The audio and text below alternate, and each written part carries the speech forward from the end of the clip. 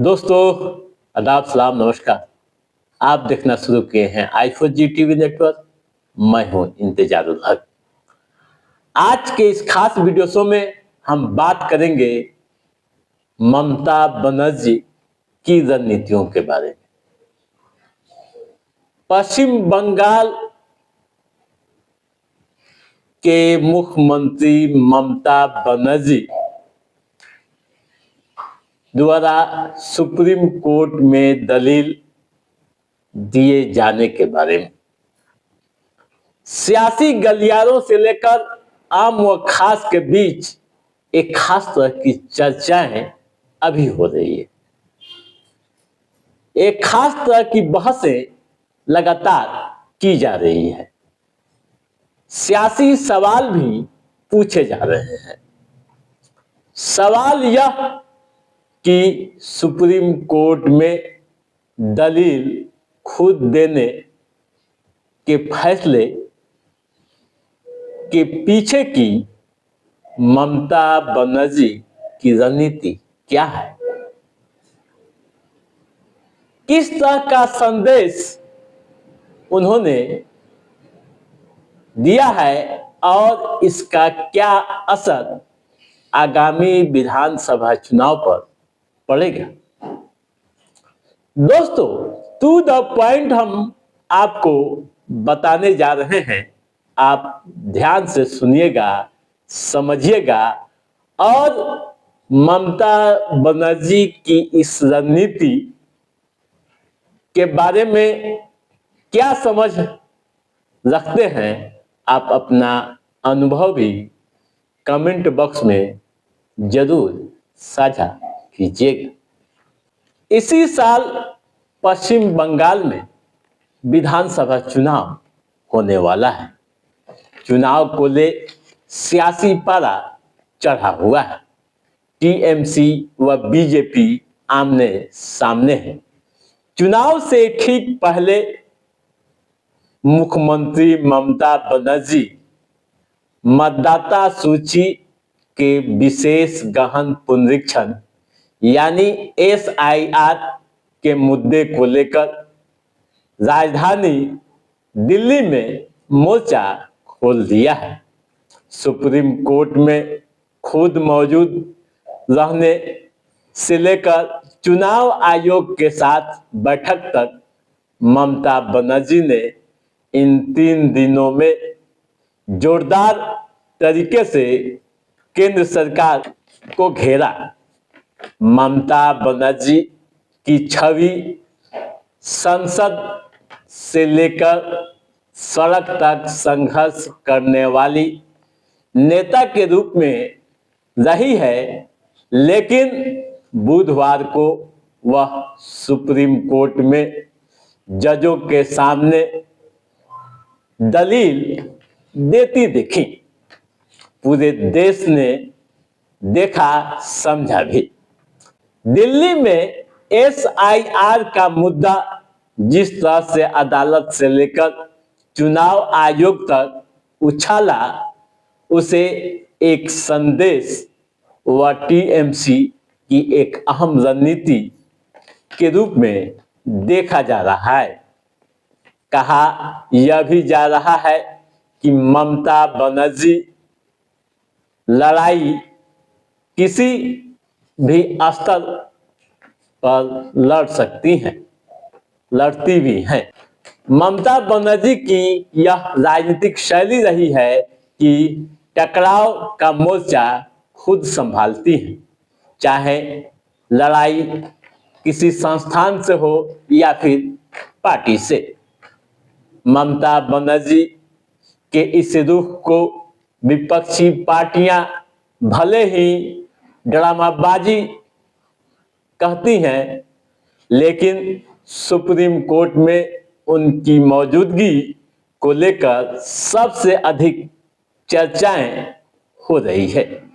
पश्चिम बंगाल की सियासत से लेकर देश की राजधानी तक अलग अलग तरीके से तर्क दिए जा रहे हैं।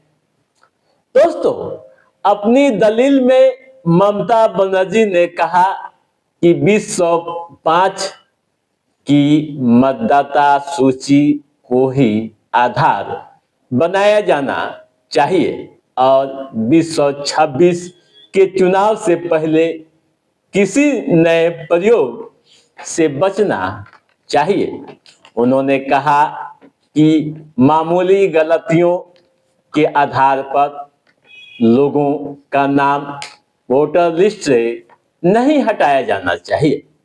उन्होंने आगे यह भी कहा कि 1 करोड़ 20 लाख जिन लोगों के नाम में गड़बड़ी है संदेह किया गया है, उनकी लिस्ट भी सार्वजनिक किया जाना चाहिए। दोस्तों, टीएमसी का कहना है कि मुख्यमंत्री ममता बनर्जी की मौजूदगी का उद्देश्य अदालत को यह बताना था कि एसआईआर की प्रक्रिया के कारण लोगों को काफी परेशानी हो रही है। कई मतदाताओं को बार बार दस्तावेज के लिए परेशान किया जा रहा है, मांगा जा रहा है। वैध मतदाताओं के बीच खौफ देखा जा रहा है। दोस्तों, क्या है संदेश, पहले इसको समझिए, फिर क्या असर पड़ेगा चुनाव पर, इस पर बातें होंगी। दोस्तों, जो राजनीतिक विश्लेषक कह रहे हैं, जो सियासी पंडित कह रहे हैं, उनकी बातों पर भरोसा करें तो आप यह जान लीजिए कि ममता बनर्जी ने बंगाल की सियासत में एक बड़ा संदेश देने का काम किया है।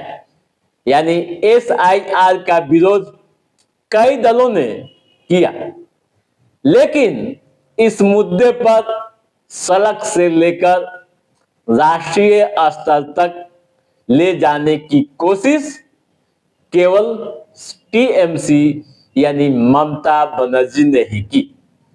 राहुल गांधी व अखिलेश प्रसाद यादव ने भी एसआईआर का विरोध तो किया, लेकिन जिस तरह से आंदोलन किया जाना चाहिए, जिस तरह का माहौल तैयार किया जाना चाहिए, उन्होंने नहीं किया। ममता बनर्जी का इस मामले में संदेश साफ है। अब क्या असर चुनाव पर पड़ेगा, यह भी आप समझ लीजिए। जो राजनीतिक पंडित मान रहे हैं, जो सियासी जानकार कह रहे हैं, उनकी बातों पर भरोसा करें तो आप यह समझ लीजिए कि इसका असर भी चुनाव पर दिख सकता है।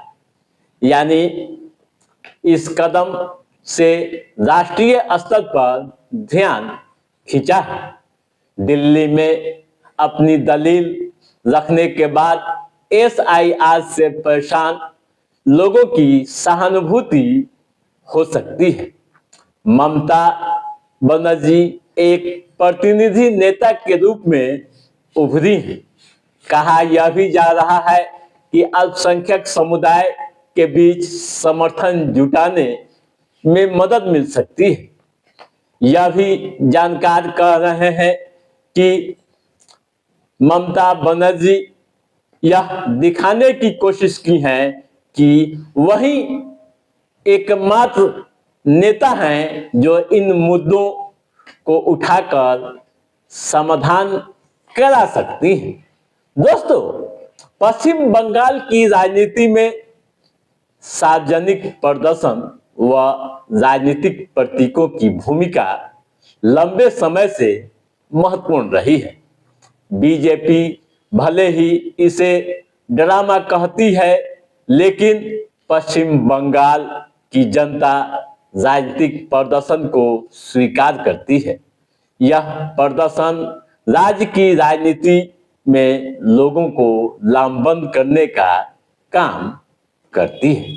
वैसे साथियों, ममता बनर्जी का यह प्रदर्शन कोर्ट में दी गई दलील, सरकार से टकराव, आयोग पर कई तरह के आरोप का कितना असर विधानसभा चुनाव में पड़ेगा, यह तो समय तय करेगा, लेकिन इतना आप जान लीजिए कि ममता बनर्जी की इस कदम से कई तरह की सियासी बहसें लगातार हो रही है। तो दोस्तों, आज के इस एपिसोड में बस इतना ही। कैसा रहा हमारा ये एपिसोड, आप लाइक और कमेंट करके हमें जरूर बताइएगा।